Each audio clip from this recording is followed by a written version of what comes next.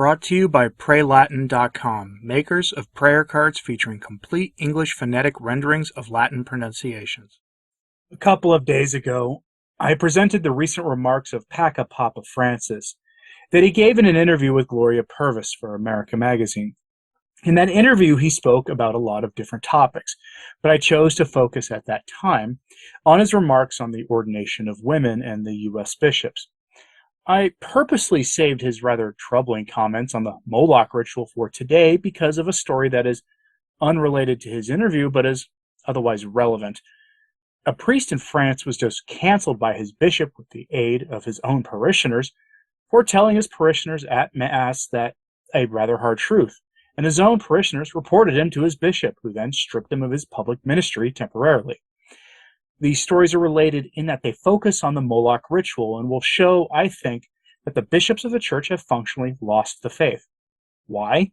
Because one cannot be Catholic and ambivalent to the Moloch issue, and one cannot be a Catholic and support the Moloch ritual being supported by the state, and I don't think you can be Catholic and try to bring it down to the same level of other issues. But many of the men holding the office of bishop in the church today are either ambivalent on the issue or just out and out support it. And Francis is probably among the ranks of at least one of those two factions. But let's start in France. The case revolves around Father Francois Schneider, who is the pastor of 17 parishes in rural France. Yes, 17. The vocations crisis is worse in some parts of the Novus Ordo Synodal Church than it is in others. Now, the story comes from calcatholic.com.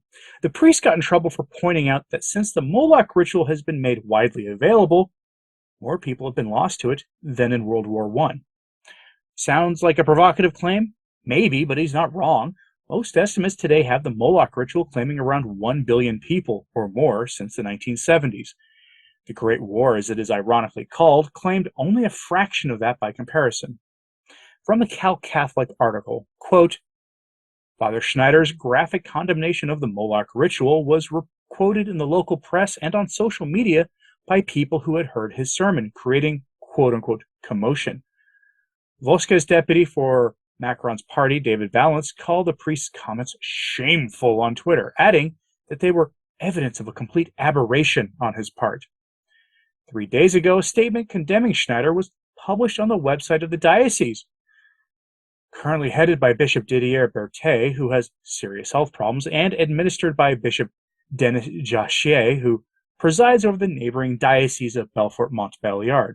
End quote. In other words, his own parishioners reported him to the media, and the bishop, who isn't even technically bishop of that diocese, probably got a call from Paris telling him to rein in the wayward priest, or else. I don't know if Bishop Jachier is a coward or a full-throated believer in Francis's program to completely secularize the church, but his actions speak pretty loudly. I'm going to remind you of something here. Bishops are called to defend the gospel with their lives, hence why they wear red and wear a cross prominently displayed. Both of those things are to remind them of the price that they may be asked to pay for the gospel. One call from Paris was all it took for this bishop to silence a priest in charge of 17 parishes in rural France. And that brings me back to the interview in America Magazine with Francis. I've saved the very worst of this statement for today because, frankly, they deserve highlighting here. Francis is asked about what I have to call the Moloch ritual because of our host's lack of sensibilities on this platform. But I think you understand what I mean by that at this point. Francis often says good things about this topic, but not this time. He denies that we're talking about human beings because, well, he never actually gives a good reason other than that it's apparently now a controversial point. Seriously. From the America Magazine interview, quote, Therefore, there is a living human being. I do not say a person because this is debated, but a living human being. And I raise two questions. Is it right to get rid of a human being to resolve a problem? Second question, is it right to hire a specialist to resolve a problem? Problem arises when the reality of ending a human being is transformed into a political question, or when a pastor of the church uses political categories. Each time a problem loses the pastoral dimension, that problem becomes a political problem and becomes more political than pastoral. I mean, let no one take over this truth, which is universal. It does not belong to one party or another. It is universal. When I see a problem like this one, which is a crime, become strongly, intensely political, there is a failure of pastoral care in approaching this problem. Whether in this question of the Moloch ritual or in other problems, one cannot lose sight of the pastoral dimension. A bishop is a pastor. A diocese is the holy people of God with their pastor. We cannot deal with the ritual as if it is only a civil matter. End quote. That's incredible. In America, at least, one party is all in on this issue to the point of wanting no restrictions in government funding of it. The other is wishy-washy, but otherwise says sensible things and occasionally takes sensible action on the topic and has been pretty good about it lately. To say it doesn't belong to one party or the other is on its face ludicrous. It's nonsense on stilts, especially in light of him being asked directly about the Moloch ritual in the context of the United States and the U.S. bishops.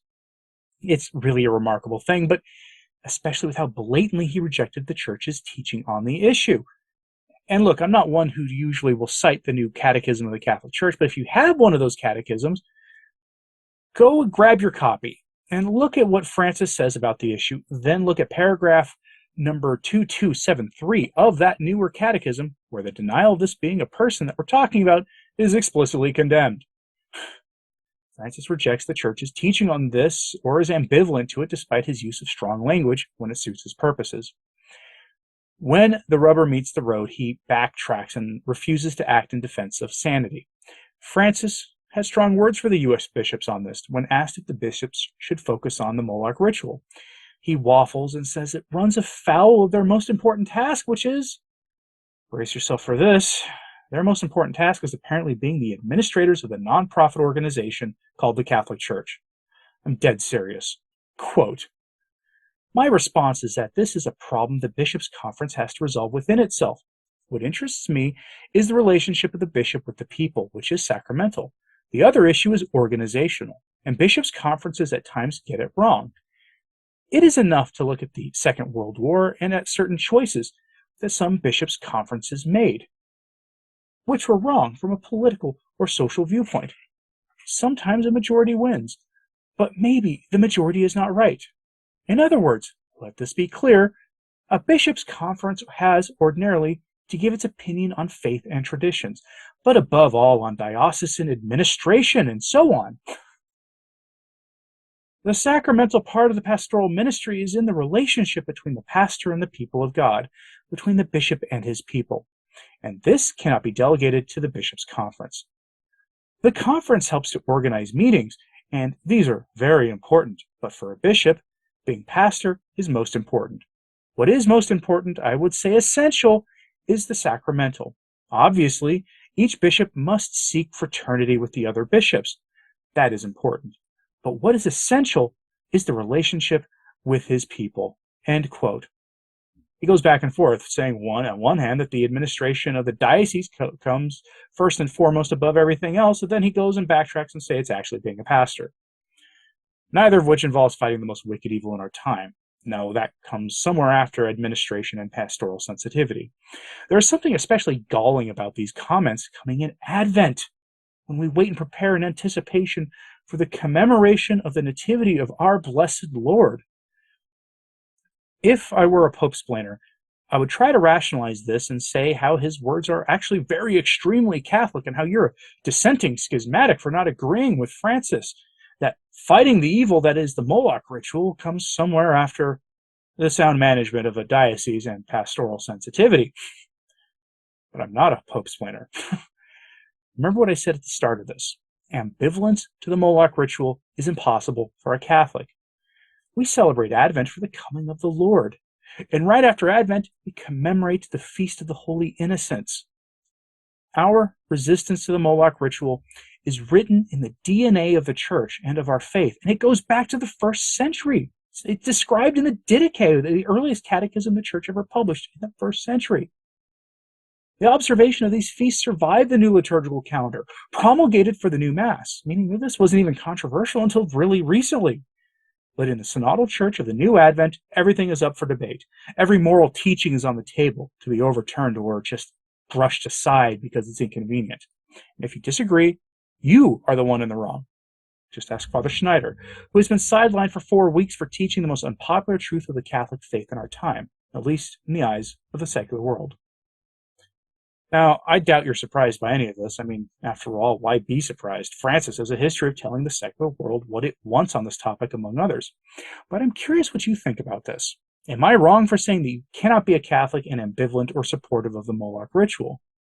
Let me know in the comments, please. Like and subscribe if you haven't. It really does help, as it is sharing this on social media. That helps a lot as well. As always, pray for the Church. I'm Anthony Stine. Ave Maria.